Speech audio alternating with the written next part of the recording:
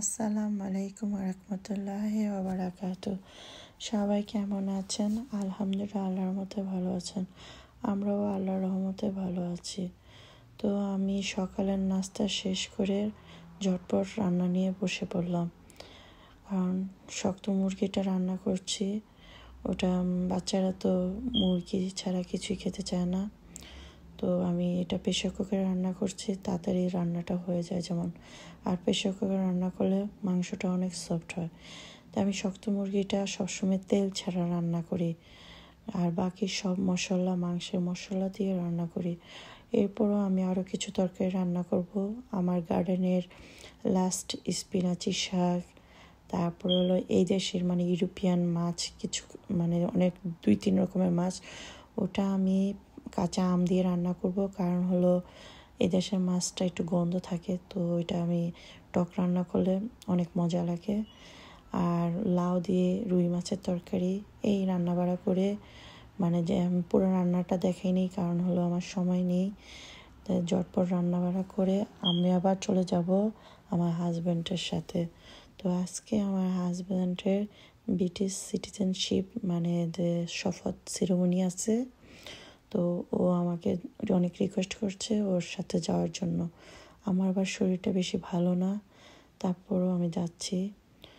ও আমাদের যে আমার এবং আমার মেয়েদের আমাদের পাসপোর্ট হয়ে গেছে আরও 2 বছর আগে। ওটা একটু লেট করে নিয়েছে। ও এক্সাম পরীক্ষা দিতে, লাইফ ইন দি ইউকে দিতে একটু দেরি করেছে, কারণ ও অনেক বিজি ছিল এর জন্য। তো আজকে যাব। তো আমার হাজব্যান্ডকে আমি মজা করে বলছিলাম যে আমরা যখন ব্রিটিশ পাসপোর্ট নিয়েছি, আর এর আগে নিয়েছিলাম করোনার মধ্যে ইটালিয়ান পাসপোর্ট, তখন তো তুমি আমাদের ছবি তোলো নেই, ভিডিও করো নেই। এখন আমি তোমার ছবি ভিডিও করেছি, এগুলো আমি তোমাকে দেব না। তো আমার হাজব্যান্ড বলে, তুমি তো ছবি ভিডিও দাও না কোথাও, ফেসবুকে বা কোথাও দাও না, এর জন্য আমি তুলি না। আমি না দিলেও তারপরে তুমি তুলে রাখবে, ওইটা গ্যালারিতে থাকবে, আমি দেখবো মাঝে মধ্যে, স্মৃতি তো। তো এটা নিয়ে অনেক মজা করলাম, ফান করলাম। যাই হোক, ওর ছবি আর ভিডিও আমি দিব না বলেছি দুষ্টামি করে, ওগুলো আবার আমার কাছ থেকে নিয়ে গেছে। ও সবসময় ভুলে যায়। আমি কোথাও গেলে বা করলে আমি ভিডিও দেই বা না দিই, আমি এটার ছবি তুলে রাখি স্মৃতি হিসেবে। কিন্তু ও খালি ভুলে যায়, ও খেয়াল থাকে না কোথাও গেলে ছবি তুলতে হবে বা ভিডিও করতে হবে। যাক, এক একজন এক এক রকম, ও এরকম, আমি আবার অন্যরকম। তারপরও যাক, ও অনেক খুশি হয়েছে, এই হলো কথা।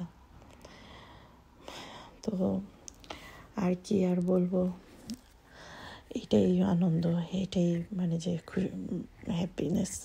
তো আমরা আবার করে সেরেমনি দেওয়ার পর আবার বাচ্চাদেরকে স্কুল থেকে আনতে হবে, কারণ আমার সময় বাচ্চারা আমাদের হলিডের মধ্যে আমরা পেয়েছিলাম, আমার বাচ্চাদের নিয়ে গিয়েছিলাম, কিন্তু এখন বাচ্চাদের নিতে পারিনি, ওদের স্কুল আছে, এর জন্য।